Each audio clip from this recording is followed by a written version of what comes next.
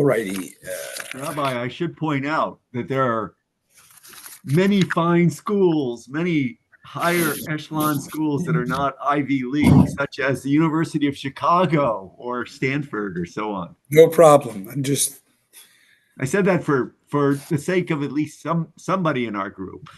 Okay, sure. All right, page 31. The kohen shall then look at the mark after it has been washed. So we're in the middle of talking about you have tsaras on your clothes. So I think we said what happens that after a week, if it didn't spread, if it has spread, if it didn't spread, you have to basically wash the area with the mark and then quarantine it for a second 7-day period. After the second week, at the end of the second week, you see it didn't change and it didn't spread. So tamehu, then it's impure by its mere staying in this green or reddish state for 2 weeks. And with offender, you have to burn it then. See, green and red. Wow. It is a deep sunken mark. And here it means whether it is an old garment or a new garment.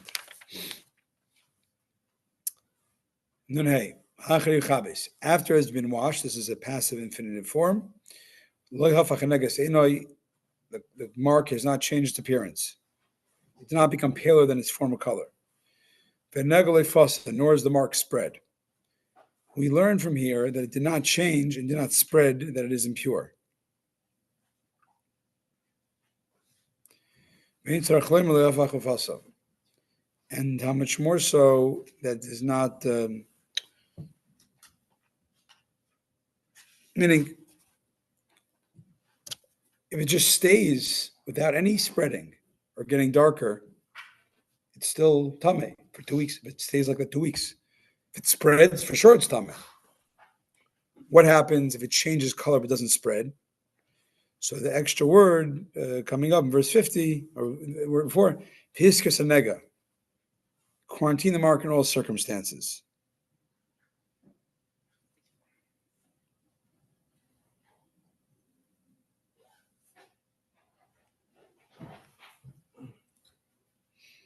It actually says from green to red.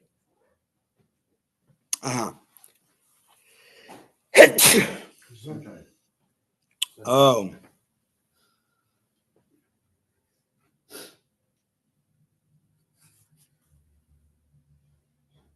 Okay, so you have to understand the thing.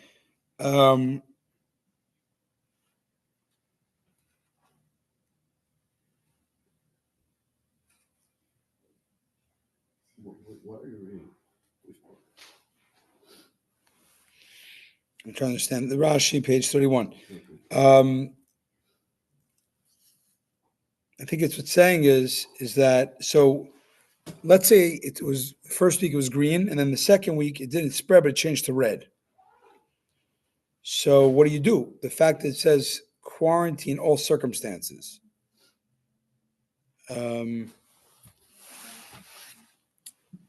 Which means, according to Rabbi Yehuda,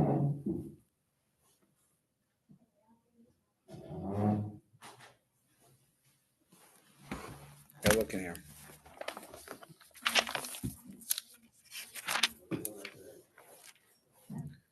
Priest must examine.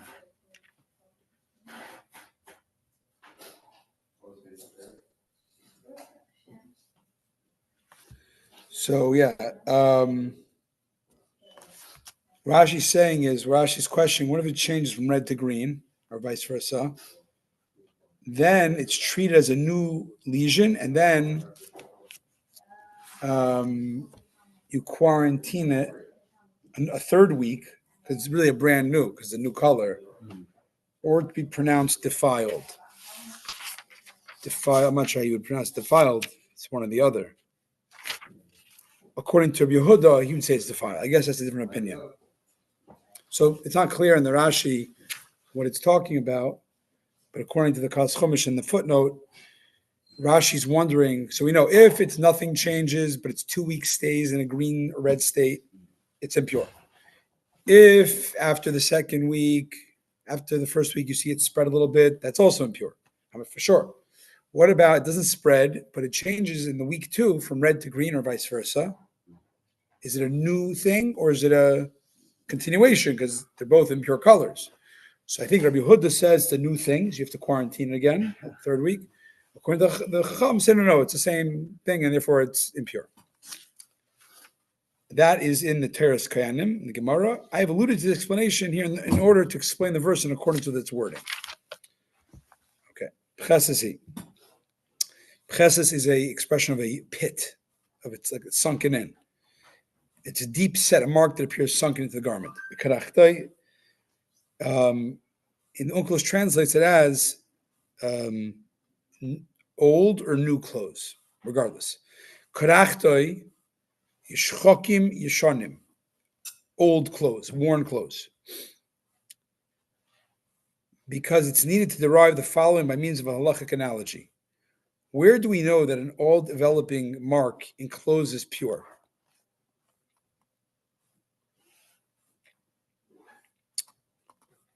Where do we know that pricha? Remember, pricha was a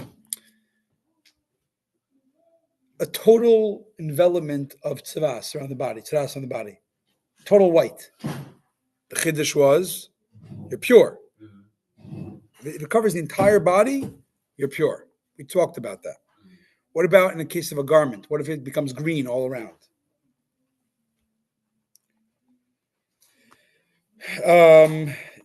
Is it also like a body that become the entire thing covered in the green saras becomes pure? So the Gemara, the Medrash says, it says a similar language by a man, karachas v'gabachas, by a bald in the back or bald in the front. And it says here the same term, although it means new and old, doesn't mean bald, it means new and old clothes, but the same term, karachas v'gabachas. That's called the gzera shav. That's called similar word usages by two different mitzvahs or two different areas. To teach us, we learn something from one field to the other. In this case, at the case of eruption all over the body or the item, both are pure. The counterintuitive fact that total tzaras around the body or total tzaras around the garment makes you pure. Therefore, that's why the Torah used this odd thing of using the same words for different meanings to show the connection. But that's the medrash. The simple meaning would be like this. Karachas means old and gabachas means new. As if it's wrote, why? What? So Rashi is wondering, and I think we're all wondering, like it throws you off. We're learning new terminology. This whole thing is new. The technical terms surrounding are for sure new. We already expanded our glossary of terms. We said the karachas, I think, is the back bald and the gabachas is the front bald. That's what it was. Right? Double check. Karachas is the back for the hair.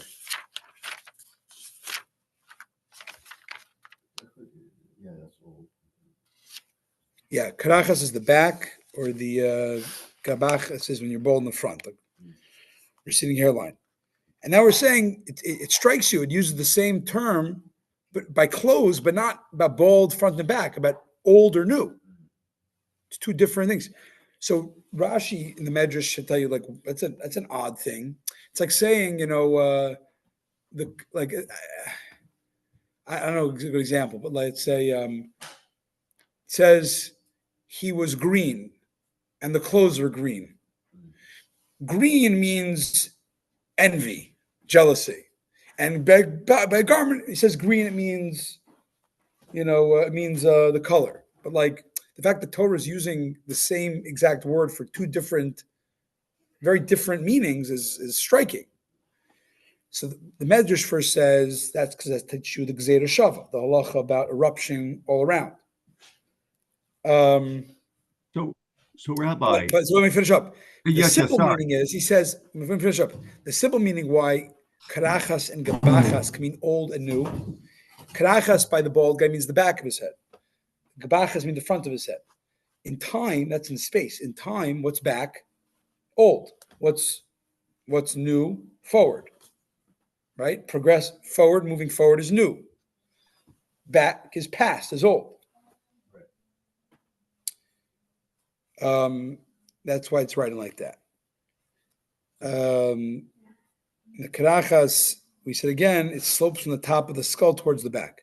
Thus, explain to her as Kainim.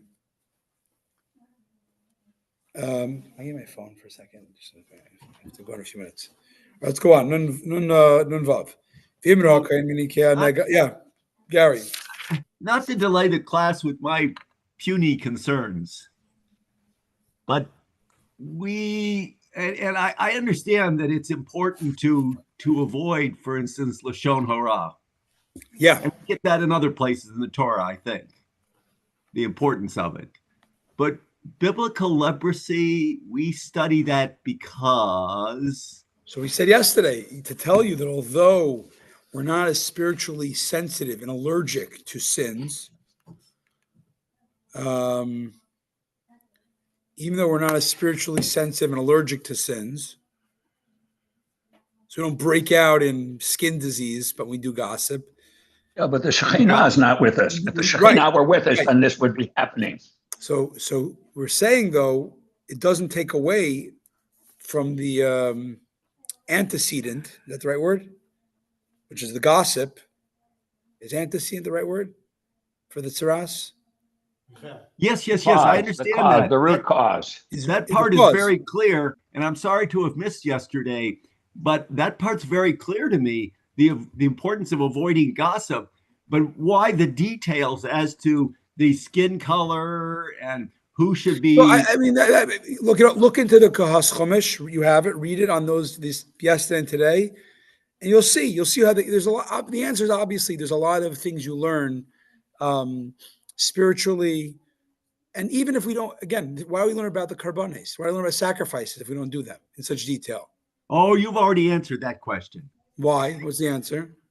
Tell me. Oh, well, because as the Rabbi pointed out, when Mashiach comes, we'll be doing this, and our senses about this. That's not the only answer. That's one answer. Okay.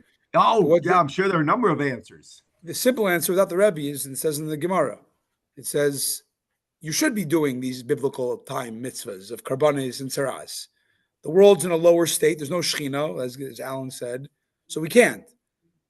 Okay. But when you learn about it, it's as if you're experiencing it. Whatever the goodies of having this heightened spiritual state of being that existed in biblical times that we don't have today in our petrified, exile existence, at least we can learn about it, so we can exist on at least on an intellectual level, and it's like we're doing it the best we can. I'll probably go to a dermatologist if I start to run into one of these skin diseases first, but you're not going to. He said it doesn't happen today. I see. Okay. All right. Okay. Be a different disease. That question can come up from anything that's from biblical era. The answer is that while it might not exist in a tangible way, it's still a spiritual truism. So when you learn about it, you're at least learning. You're experiencing it. Sorry. Rabbi, let me push back ever so slightly, and that is that, at least from a lawyer's point of view, there is a lot of relevant stuff in the Torah that applies to not just relevant, but applies to today. It's this siratz that you wonder about its applicability to our current life. But I'll bet you they spoke a lot. I'll bet you they spoke a lot less gossip in the Tsaras era, both because of people's higher level and because the fact what happened if you didn't live, if you messed up. We are on a lower level, therefore we don't get this. We're like blind to that level of spiritual alignment. But we learn about it. It helps us at least, as we said. What's the bottom line? Do Torah mitzvahs. All the learning and meditation is just to help you get in the mental zone to do that. So you might understand how learning the pikayun, is that the word? Pikayun? details of tsaras help, but you're studying a spiritual concept that is at the very least will fortify your psyche to speak gossip less, even if you understand how that works. Fair enough. Okay.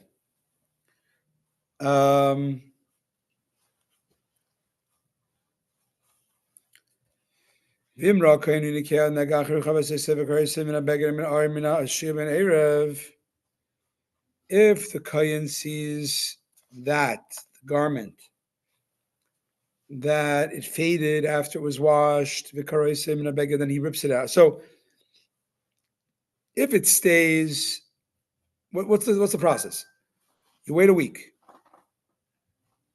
Nothing happens, you wash it. You wash the area out. You wait a second week. If it stays like that, tsaras, burn it. Let's say after week 1 and the waiting of week 2, it starts to fade. Then you have to tear out. It came to a less shade of green that's not tsaras. It's now light, pale green or whatever. You tear it out from the garment, or from the leather, or from the warp or the weft, the shasir erev. And let's see, Rashi says, Vikar, you tear it out. He shall tear out the area of the mark from the garment and burn that piece. Nun zayin, next verse. If the mark then reappears on the garment and the threads of the warp or the weft, or on whatever leather article it may be, then it is a redeveloping mark. So after it fades, it comes back to the incriminating shade of green. But you got to burn in fire. Whatever has the art mark on it. Rashi. Parachasi is a sprouting mark, means it's a renewing. It came back again. It's saying it came back.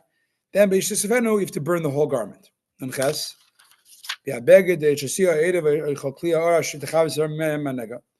garment, the threads of the warp or the weft or any other article that is washed and the mark then disappears from it. Then it shall be washed a second time, it will be pure.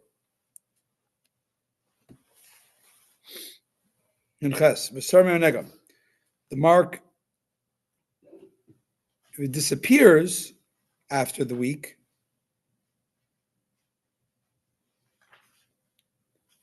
then I think Neches is that if it just pales, you have to tear out that patch. If it disappears, you don't have to tear out the original area. It's clean. You got to wash it out. Then you wash it a second time and it's pure. Rashi, the mark then disappears. If when it was first washed in the orders of the kohen, the mark disappeared completely from it. Then it shall be washed a second time. This is a term, the second time is not washing. The first time was washing with soap. Washing detergent. Now it's talking about dipping in the mikveh. The first time it was v'yischavar, in Aramaic means bleaching it. Here it means v'yitztaba, which means dipping it in the mikveh. Sim'o, washing clothes, which is because the same word for washing, like with soap, and washing as in going to the mikveh, is the same word a lot of times, v'chibes.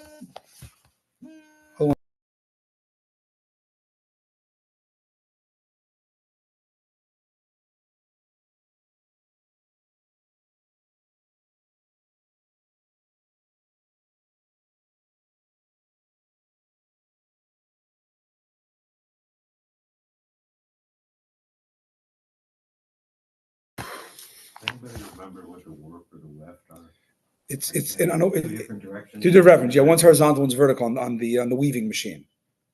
So, but it's weird that they say that the mark could appear on one and not the other. Right. Warp It's like or so weft. little. It's it so. would be, you'd think it would spread. I don't know. Good question. Maybe it's very thick. You find a lot of times warp and woof. Like we're looking at garments. So it's a tight weave. Maybe it wasn't a tight weave back then. Maybe they used a thicker yarn. Could be. I don't know. Or you can see the. You can see the interwovenness. Maybe. Okay. Nontes. This is the law of the tsaras mark of a woolen or linen garment, of the threads of the warp or of the weft, any leather, because leather is not interwoven; it's one, clean thing, polyester. The tara tamai, to determine if it's pure or impure. Thus ends the laws of tsaras of human beings and of clothes. We continue to the next parsha on page 35. I have to finish in 6 minutes, so we'll do as much as we can. Hashem said to Moshe, saying, and this is the law of the Mitzorah on the day of his purification. So after he's determined impure, he goes outside the camp. After he was, the white spot goes away. So here's what happens: to repurify him, and he's brought to the Kohen. Bez, this teach you that you don't purify him at night. It says by day. Day, not the day, like the time means the day. It's by day. This whole purity thing, this purifying process. Gimel, here's how it goes. The Kohen goes outside the camp because the guy's quarantined. The Kohen sees, the Kohen sees that, behold, the tzaras is healed. It's no longer there. Rashi, as we said, he has to go outside all three camps because that's where he was when he was, in impurity state of Mitzorah. The Kohen shall then order that someone take for the person being purified 2 living birds, 8 arrows, and a piece of cedar wood, and a thread of scarlet wool and a bunch of hyssop. Chayis means living. Living birds can't be dead birds. No, can't be trephus. Can't be birds that have a fatal puncture in their lungs or in their organs. Tahiris, if the pure, Rashi says next page 36, pure birds. This excludes an impure bird. You can't bring a not kosher bird. Why?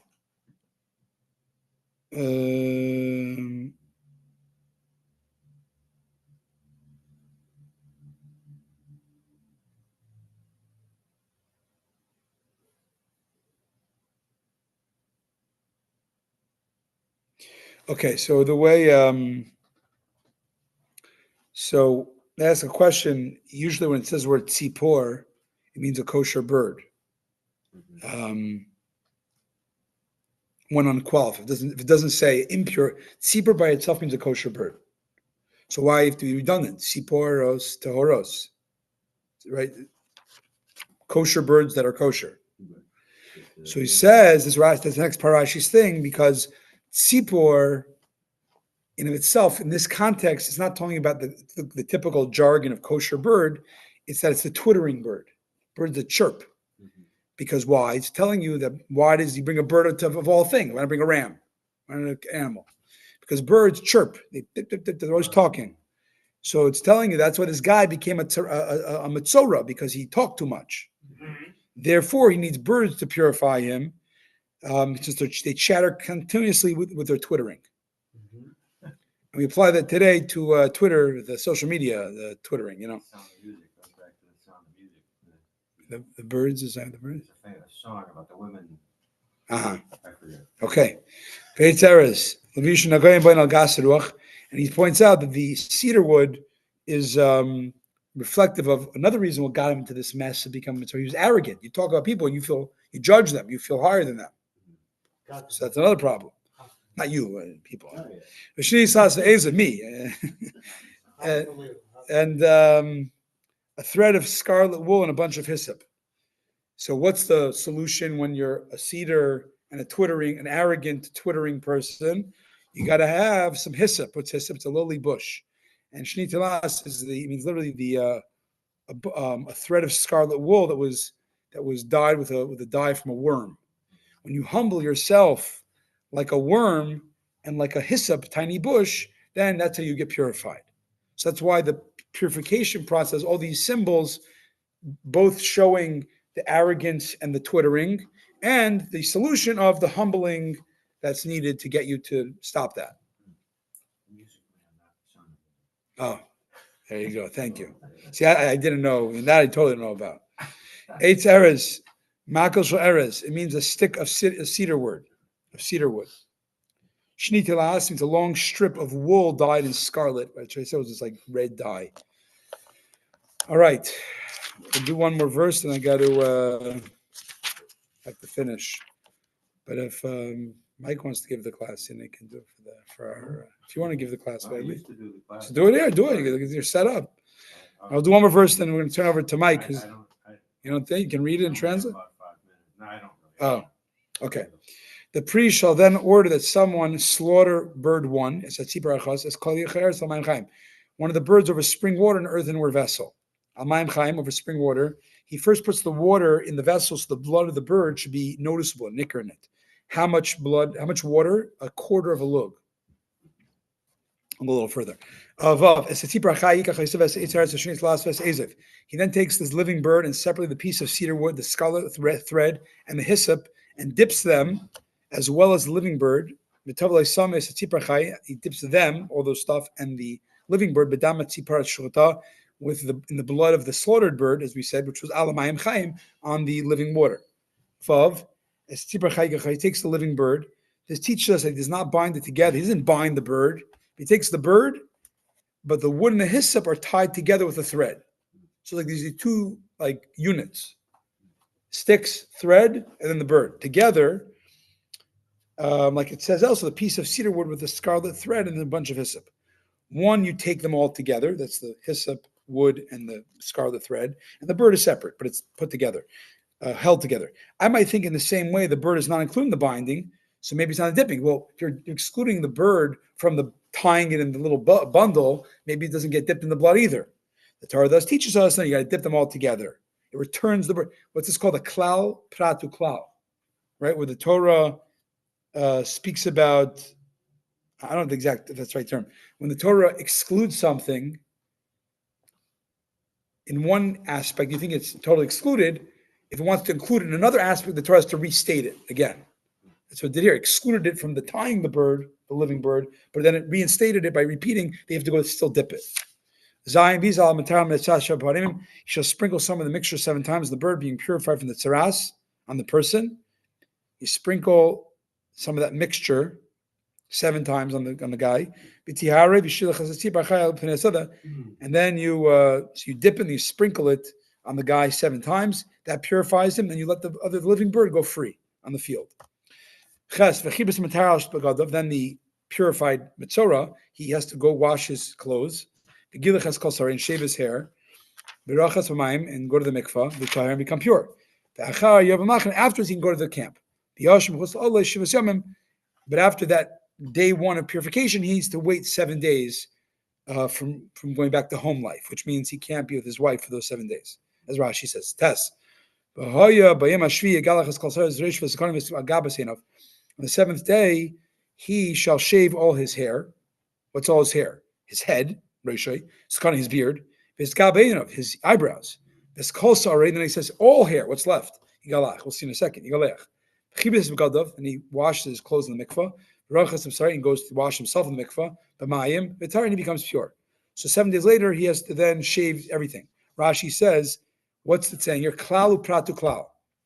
Because it says klal, all his hair. It's all hair. Any hair on your body, period. Then it gives specifics, prat, head, eyebrows. And then what's the last klal? It says in general, all his hair again. You just said certain hair. Whatever's left means any hair left on the body that wasn't stated that is visible. A collection of visible. So it means his armpit hair. But like his arm hair, which is not in a cluster, he wouldn't have to do. That makes sense. You can't see it. Well, even if you could see it, but if it's not clustered, it has to be visible and clustered. So hair, maybe his nose, for example, he wouldn't have to shave his nose hair. So this principle of what is it again? Klal, prat to klal. The Torah says So all hair. all hair. Then it gives prat, specifics. This hair, that hair. Okay, so it's not all hair, it's specifics. All hair again. So what's included the last time? It's not everything, because you said specifics. Anything that was, no. The second klal inclusion is coming to include something new. You could stop klal or prat, that's it. Right. What's the second klal? Anything that wasn't stated, but has the qualities of the other specific cases. which would include, let's say, armpit hair or pubic hair. I'm not sure it has to be visible. I'm not sure what visible means. Oh, okay. So. What's seeing? So these are just Like in the examples. nose or your body when you're not dressed? I'm not sure. So the three are just examples of the generality. So if you want to hear it, says exactly. And they're not intended to limit the generality. Okay. So he says, you want to know, so you want to say, this coming basically include the hair, the pubic hair, which is visible when the person's naked and in a cluster, but it excludes body hair not in one place. Like I think arm hair would not be gathered, and covered hair, like armpits actually, is cut because it's covered when the arms is normal. So that's That's excluded. The bottom line is a lot, most of the hair you're shaving, but stuff that's either not visible normally, like armpit hair, or it's not clustered, like arm hair, you don't shave. That's what ends up excluding. So the examples do limit. They limit the general rule. Right. What are they limiting? By their common denominator Right, criteria. Whatever they have. Right, exactly.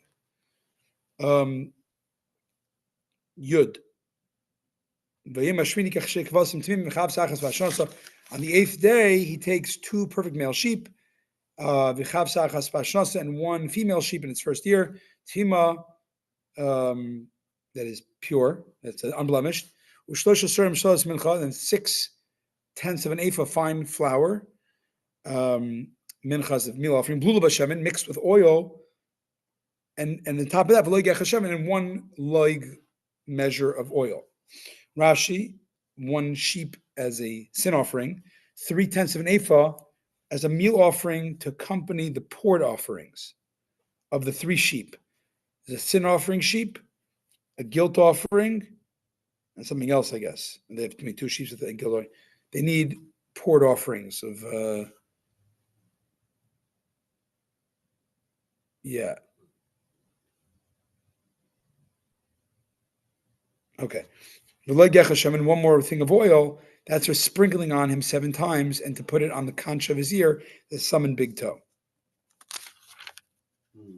We'll have to end there. Scott.